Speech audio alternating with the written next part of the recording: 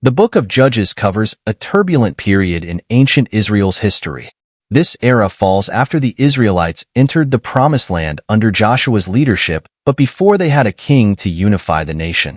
During this time, the Israelites often fell into sin, worshipping pagan gods instead of Yahweh. As a result, God allowed their enemies to oppress and conquer them.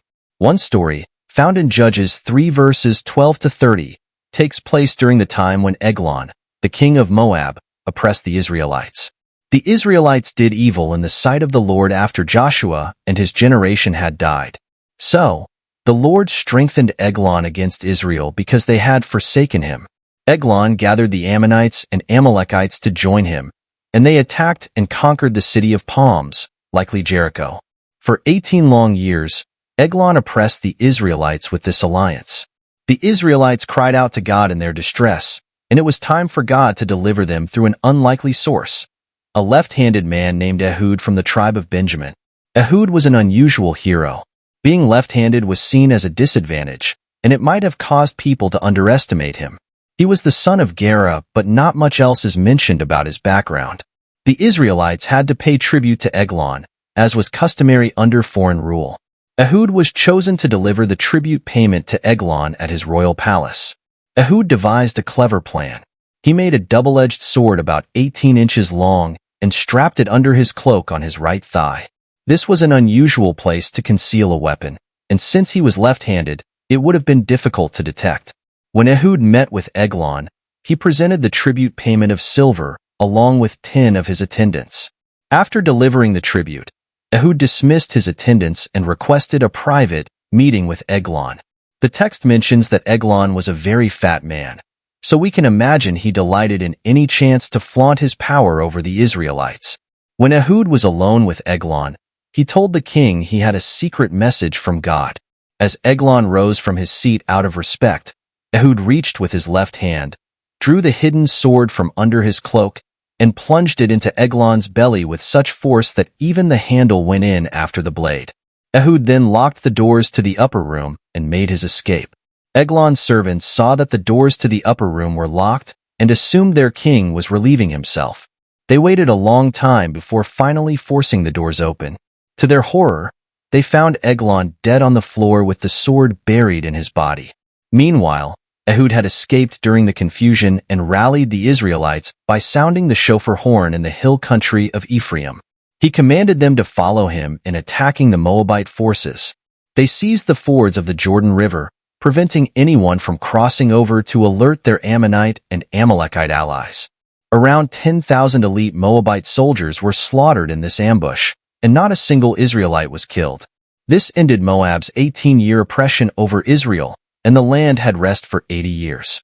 Ehud is celebrated as a judge and hero who risked his life to deliver Israel from their foreign oppressors. By using his left-handedness to his advantage and crafting a sword for his left hand, he turned his perceived weakness into a secret weapon. Eglon's massive size and arrogance in wanting a private meeting played right into Ehud's hands. Ehud's cunning and courage, combined with his faithfulness to God's calling, made him an instrument of deliverance for Israel. The number symbolism in the story is also notable. Eglon reigned for 18 years, matching the length of Ehud's sword. It took Eglon's servants 18 inches to discover their dead king, and Israel had rest for 80 years as a result of Ehud's victory, symbolizing the fullness of God's blessing. After Ehud's actions, he transitioned smoothly from covert assassin to military leader. The surprise attack at the Jordan River fords prevented the Moabite allies from joining forces, and the one-sided slaughter of 10,000 enemy soldiers without any Israelite casualties showed God fighting on their behalf. In summary, Ehud's story is both an interesting suspense-filled tale and an inspiring account of one man's obedience and willingness to risk his life for God's chosen people. Through his cunning and faith, Ehud removed the greatest threat to Israel's freedom in King Eglon and initiated a period of rest that lasted 80 years. The story highlights how God can use anyone, even those deemed disadvantaged, to accomplish his purposes. To provide some additional context, the book of Judges covers one of the most turbulent periods in Israel's history, between the conquest under Joshua and the establishment of the monarchy with Saul, David, and Solomon. It was a transition phase where the 12 tribes were uniting as a nation, but had not consolidated full political control as a kingdom. Israel did not have a central government or king for permanent leadership. Instead, God periodically raised up deliverers known as judges who rescued the tribes from foreign oppression during cycles of sin, judgment, repentance, and restoration. The recurring pattern seen throughout Judges is that the Israelites would disobey God by worshiping false idols and turning their backs on him. As a consequence, God allowed surrounding pagan nations like the Canaanites, Midianites, Ammonites, Philistines, and Moabites to overrun and dominate the land.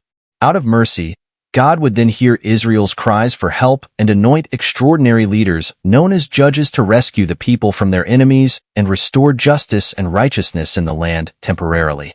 Some better-known judges include Deborah, Gideon, Jephthah, and Samson. However, after each judge died, Israel would inevitably slide back into idolatry and rebellion against God.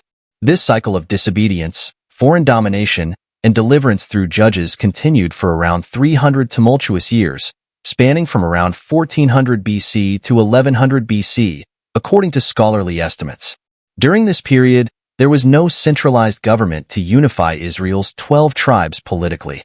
This led to rampant disunity, tribal tensions, anarchy, and moral decline among God's chosen people as they settled in Canaan. Without a king, pagan cults readily infiltrated the land and tempted Israelites into idolatry with neighbors like the Moabites and Canaanites. In this chaotic context, Ehud's story exemplifies the divinely appointed role of judges to intervene militarily as needed to liberate Israel from oppression until they were spiritually and politically ready for monarchy.